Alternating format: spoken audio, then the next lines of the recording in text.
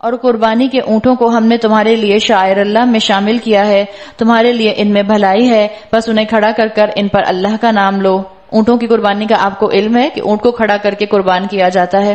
اور جب قربانی کے بعد ان کی پیٹھیں زمین پر ٹک جائیں تو ان میں سے خود بھی کھاؤ اور ان کو بھی کھلاؤ جو قناعت کیے بیٹھے ہیں، اور ان کو بھی جو اپنی حاجت پیش کریں۔ ان جانوروں کو ہم نے اسی طرح تمہارے لیے مسخر کیا ہے تاکہ تم شکر ادا کرو۔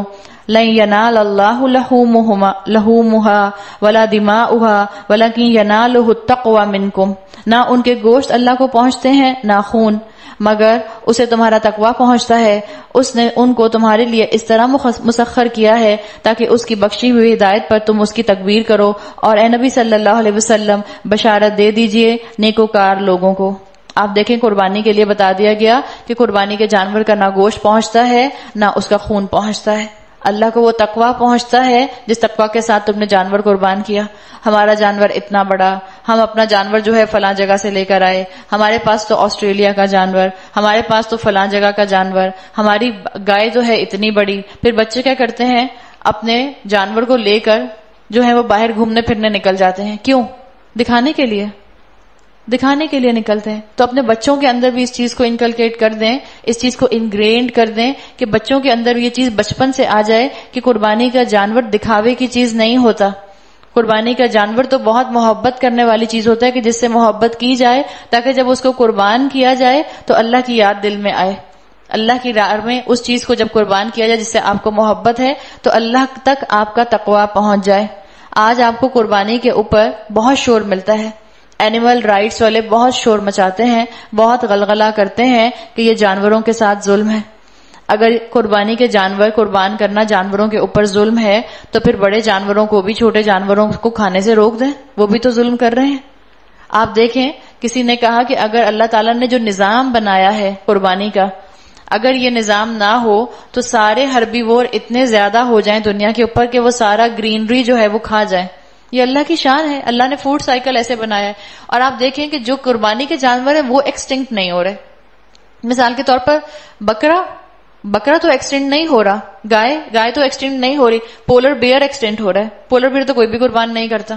تو اللہ تعالیٰ نے دیکھیں کس چیز کو معاملہ کس چیز کے ساتھ رکھا، جو جس کا رزق ہے اس کو پراپر پروپورشن کے ساتھ اللہ نے اتارا ہے۔ تو اینیمل رائٹس والوں کو بھی کھل کر بتانے کی ضرورت ہے، لاجک کے ساتھ بتانے کی ضرورت ہے کہ اللہ نے جن جانوروں کو قربان کرنے کا مسلمانوں کو حکم دیا ہے ان کی بہت تعداد ہے دنیا کے اندر۔ آپ دیکھ لیں جو چیزیں اللہ نے حلال رکھی ہیں، جو چیزیں اللہ نے مسلمانوں کے لیے حلال کر دی اور کہا کہ ان کو کھاؤ پیو، وہ چیزیں بہتات کے اندر آپ کو ملتی ہیں، ایسا نہیں ہے کہ بہت کم ہے۔ تو اللہ نے تو یہ میرے اور آپ کے لیے میدان رکھا ہے لاجک کا کہ لاجک سے بات کرنے والوں کے ساتھ لاجک سے بات کرو۔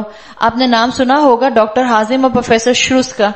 ان دونوں نے ایک ایکسپیریمنٹ کیا تھا، یہ جو بولڈ سٹننگ میتھڈ سے جانور قربان کرتے ہیں اور جو اسلامی ذبیحہ ہوتا ہے اس کے مطابق انہوں نے 2 جانور لیے اور دونوں کی ECG اور EEG جو تھی وہ چیک کی کہ دیکھیں کہ جب ان کو ایک کو بولڈ سٹننگ میتھڈ سے مارا جاتا ہے اور جب ایک کو اسلامی ذبیحہ طریقے سے مارا جاتا ہے تو ان دونوں کے جسموں کے اوپر کیا اثرات ہوتے ہیں۔